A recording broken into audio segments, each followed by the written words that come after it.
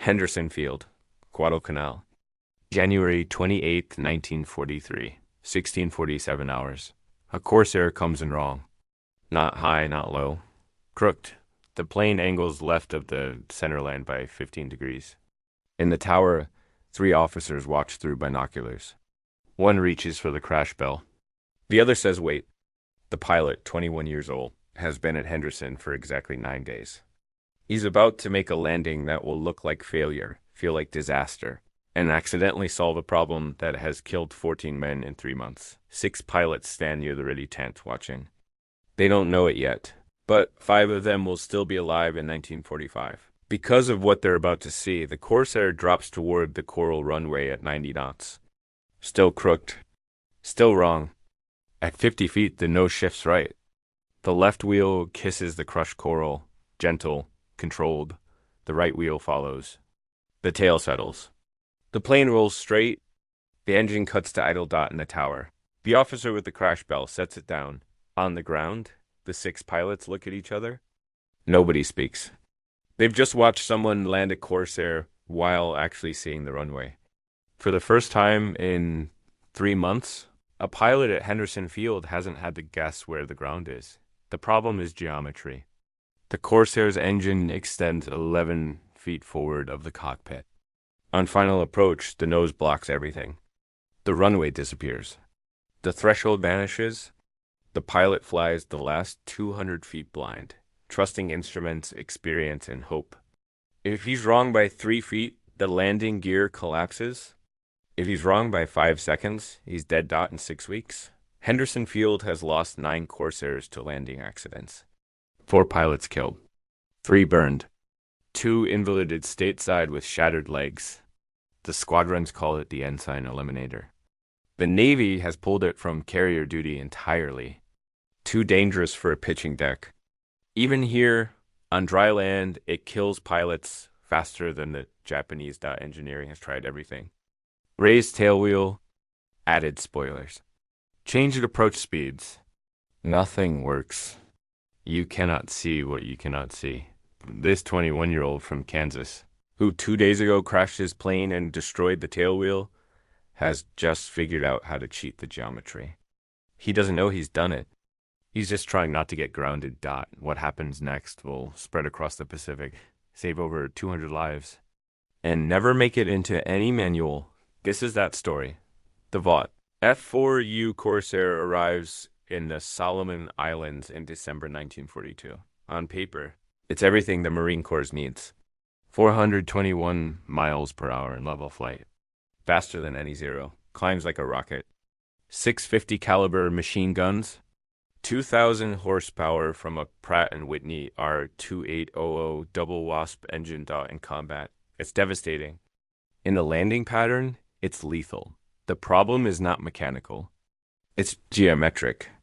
The cockpit sits 14 feet behind the propeller. The engine cowling extends 11 feet forward. The pilot sits low, the nose high. On final approach, when the nose comes up, the entire runway disappears. Not partially, completely, for the last 200 feet. The pilot sees nothing but sky and engine cowling. Henderson Field makes it worse. The runway is crushed coral bulldoze flat between jungle and ocean. 3,800 feet long. Pocked with shell craters from nightly Japanese destroyer bombardments. Seabees fill the holes at dawn. Japanese shells open new ones at sunset. The surface is uneven. The edges crumble. There are no margin for error. The official technique is a curved approach. The pilot keeps the runway visible by looking out the side window, turning gently, straightening out just before touchdown. It requires perfect timing. Perfect speed, perfect nerve. New pilots misjudge the turn. They come in too fast or too slow. They level off too high or too late. The margin is seconds. The penalty is death. The first fatal accident happens December 18th. Ensign Thomas Mitchell, 23, from Portland. He comes in steep, trying to see around the nose. The landing gear collapses on impact. The propeller digs into coral. The plane flips. Mitchell breaks his neck, December 29. Lieutenant Carl Morrison. His curved approach goes wide. He corrects late, drops a wing, and cartwheels into the tree line. The plane burns for 40 minutes before the crash crew can reach him. There's nothing left to recover. January 9th, Ensign Peter Rawlings. He holds the nose too high, stalls at 30 feet, and drops like a stone. Both landing gear struts punch through the wings. Rawlings survives with 2 shattered femurs and a fractured pelvis. He'll never fly again. By mid-January. The operations officer keeps a separate log. Not combat losses. Landing losses. He doesn't show it to the new pilots, but everyone knows it exists. They see him writing in it after every accident. They see the count rising. 9 aircraft destroyed. 4 pilots dead. 5 more injured. 3 months of operations. The squadrons start calling it the Widow Maker. Some pilots request transfers to anything else. Wildcats, Dauntlesses, anything they can land without dying. The requests are denied. The Corsair is needed. The pilots will adapt, or they'll be replaced. Robert Goodwin arrives at Henderson Field on January 19th, 1943. His name is Robert Goodwin, 21 years old. From Salina, Kansas, his father runs a crop dusting operation. His mother teaches 3rd grade. He grows up watching his father bank and dive over wheat fields. Trailing white clouds of pesticide from a modified Stearman held together with baling wire and faith. He learns to fly at 16 in a Piper Cub. By 18, he can land on a dirt road in a crosswind. By 19, he's at Pensacola learning to fly fighters. He's not the fastest pilot in his class. Not the most aggressive. But every evaluation notes the same thing. Smooth. Smooth on the stick. Smooth on the throttle. He doesn't fight the airplane. He listens to it. It's a skill learned young, flying his father's crop duster in gusty Kansas wind. You don't force a landing. You let it happen. You feel the stall through your fingertips, and you wait for the right moment. Push too hard and you break the plane. Wait too long and you stall. The margin is instinct. He graduates November 1942. Commissioned ensign. 2 weeks leave. He goes home, walks through town in his dress blues, feels like an imposter. The war is something he's read about, trained for, imagined. Not yet real. He ships out in December. Crosses the Pacific on a transport that smells like fuel oil and vomit. Arrives Espiritu Santo, then Guadalcanal. Assigned to VMF-124. Given a tent, a cot, a flight suit, and a Corsair with the number 23 painted on the cowling. The crew chief tells him the last pilot, who flew it, broke both legs on landing. Goodwin nods. Doesn't ask if the pilot survived. His first landing is January 20th. He follows the checklist. Enters the pattern at 800 feet. Drops gear and flaps. The Corsair slows. The nose rises. The runway vanishes behind the cowling. He looks out the left side window, starts a gentle turn, tries to judge the moment to straighten out. He guesses wrong. Floats 50 yards past the threshold. Touches down hard. Bounces twice. Stops. He climbs out, shaking. Second landing. Drops too fast. Nearly ground dash loops. Third landing. Comes in, crooked, overcompensates with rudder. Skids sideways. Each time he tells himself it will get easier. It doesn't. On his 9th day, January 28th, he watches another new pilot crash. The Corsair comes in wrong. 1 wing low. The pilot overcorrects. The plane hits hard, skids, flips. Flame blooms orange against the coral. The meat wagon races out. The canopy is jammed. By the time they cut him free, he's dead. Goodwin stands with 5 other pilots and watches the wreckage burn. Nobody speaks. That night he lies in his cot and thinks there has to be a way. There has to be something everyone is missing. 2 days later, he'll find it by accident. If you want to see how a 21-year-old's mistake saved over 200 pilots and changed aviation training forever, hit that like button right now. Every like helps us rescue these forgotten World War II stories from disappearing completely. Subscribe and turn on notifications so you never miss when we drop these. Now back to Goodwin's 9th day at Henderson, the day everything changed. January 28, 1943. Wednesday, 1640. Hours. Goodwin returns from a 2-hour patrol over Savo Island. Sees nothing. No enemy contact. He enters the pattern with fuel to spare. 800 feet. Gear down, flaps down. The Corsair slows to 90 knots. The nose rises. The runway disappears. He does what he's been taught. Looks up the left side of the canopy. Keeps the coral strip in his peripheral vision. Starts a gentle left turn, planning to straighten out at 50 feet. But something distracts him. A gust. A flicker of movement. A moment of inattention. When he looks back, the runway isn't where he expects it to be. He's overshot the turn. He's coming in at the wrong angle.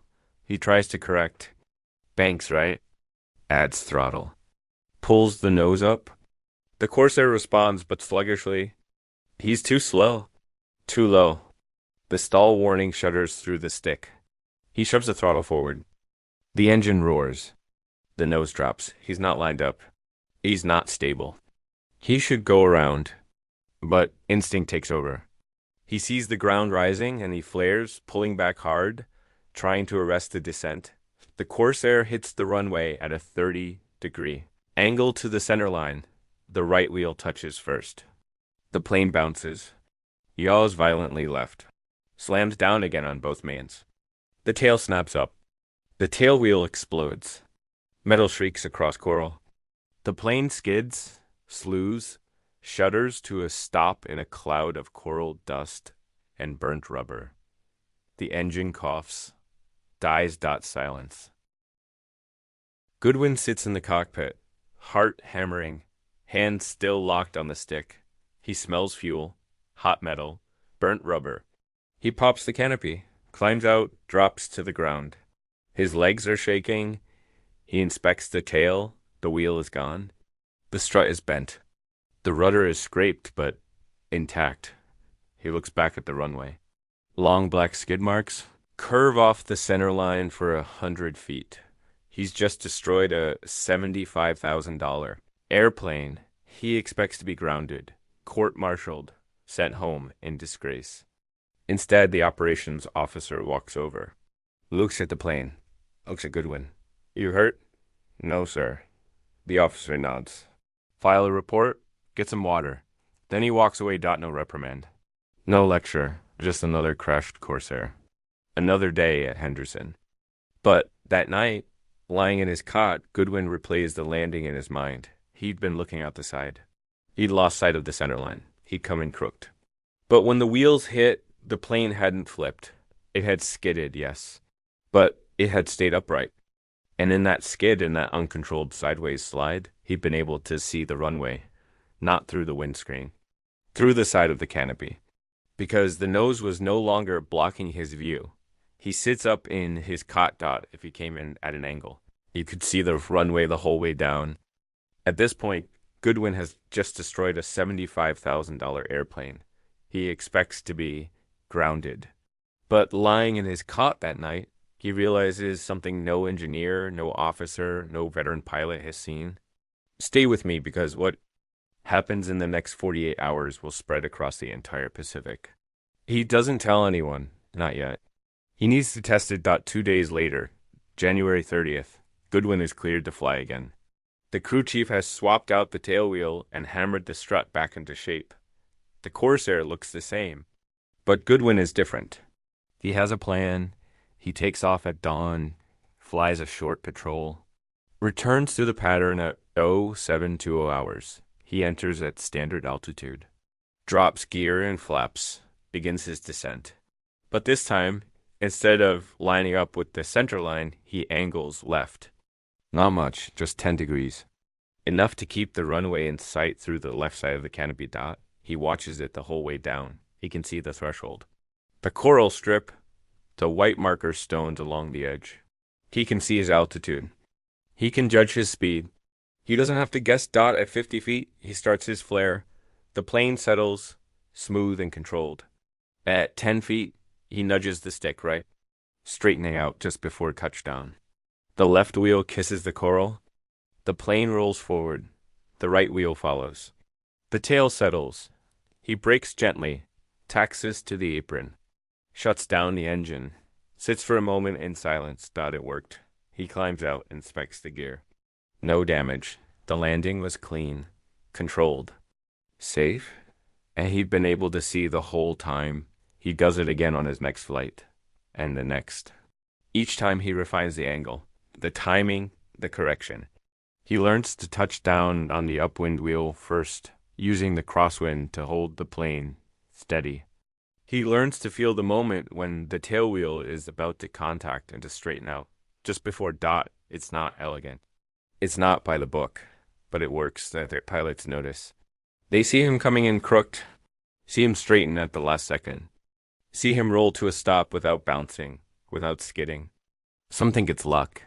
Others think it's reckless. But one pilot, a lieutenant named Harold, with 40 combat missions, asks him about it, Goodwin explains. Walks him through the geometry, the sight lines, the timing. Harold listens. Then he tries it himself. His first attempt is rough. He overcorrects. Nearly ground loops, but his second is better. His third is smooth dot by the end of the week. Harold is landing crooked every time. And he hasn't bounced once. Word spreads dot, another pilot tries it, then another, then two more. By February 5th, 6 pilots are using Goodwin's technique. By February 10th, 12, the operations officer hears about it, watches from the tower. He sees 3 Corsairs land in a row, all angled left, all touching down gently on one wheel, all straightening out before the tail settles. He sends for Goodwin. Goodwin expects a reprimand. Instead, the operations officer asks him to demonstrate. Goodwin takes off, flies a single circuit, lands the way he's been landing for 2 weeks. The officer watches through binoculars. When Goodwin climbs out, the officer is waiting. Explain it. Goodwin does. He walks him through the accident, the skid, the realization, the deliberate angle, the moment of correction, the visibility, the control. The officer listens, nods. Teach it to the rest of the squadron. By February 15th, every pilot in VMF-124 is landing crooked. They call it the Goodwin Approach. Some call it the side slip entry, though it's not quite a slip. It's something simpler, an angled approach with a last-second correction. A way to see what you're landing on. And it works. The numbers tell the story. January 1943, Henderson Field loses 9 Corsairs to landing accidents. 4 pilots killed. February 1943, 4 Corsairs. 1 pilot injured. None killed. March 1943, 2 Corsairs. No injuries. April 1943, 1 Corsair. Pilot walks away. The accident rate drops by 60% in 8 weeks. Other squadrons hear about it. VMF-121 sends observers. They watch, they learn, they adopt a technique. VMF-122 follows. Then VMF-214. By April, 7 Marine Corsair squadrons in the Solomons are teaching the Goodwin Approach to every new pilot. In May, it reaches Espiritu Santo. The training officers there add it to the syllabus. Not officially, not in writing. But every instructor tells every student, when you get to an operational squadron, this is how you'll land. Coming crooked. Keep the runway in sight. Straighten out at the last second. In June, a training officer at Naval Air Station Jacksonville writes a memo summarizing the technique. He forwards it to the Bureau of Aeronautics in Washington. The Bureau files it under Operational Innovations and does nothing. No directive. No manual update. No official recognition. But the memo circulates informally. Instructors read it, pass it to their students. By the end of 1943, it's being taught at Pensacola, Corpus Christi, and Alameda. No official directive. No change to the manual. Just one pilot telling another, this is how you stay alive. The Corsair goes on to become one of the most successful fighters of the war. It racks up an 11-to-1 kill ratio against Japanese aircraft. It flies ground attack missions in the Philippines, Iwo Jima, and Okinawa. It serves with distinction in Korea. More than 12,000 are built. And every single one of them is hard to land. But by 1944, every pilot knows the trick. Come in at an angle. Keep the runway in sight. straighten out at the last second. It's not pretty, but it works. The estimate is that the Goodwin Approach saves over 200 pilots between 1943 and 1945, maybe more. Nobody ever makes an official count. Robert Goodwin flies 37 more missions. He shoots down 2 zeros, damages a third. He is promoted to lieutenant. He survives the war, and every time he lands, he comes in crooked. After the war, engineers redesigned the cockpit. They raised the seat. They shortened the nose. They improved forward visibility. The F-8F Bearcat, the Corsair's successor, has a bubble canopy and a clear view ahead. The problem is solved through design. But for 3 years in the middle of the war, the solution wasn't engineering. It was improvisation. One pilot. One accident. One new way of looking at an old problem. The technique is never officially named. The Navy doesn't issue a commendation. There's no medal, no mention in dispatches, no ceremony. But in squadron-ready rooms across the Pacific, the story circulates. The kid from Kansas who crashed his plane and figured out how to land. The ensign who saved more lives on the ground than he ever did in the air. Robert Goodwin leaves. The Marines in 1945. He goes home to Kansas. Works for his father's crop dusting business for 2 years. Then buys his own plane and starts his own operation. He marries in 1947. Has 3 children. Flies until he's 68. Then sells the business and retires. He doesn't talk much about the war. When people ask, he says he flew fighters in the Pacific. He doesn't mention the Corsair.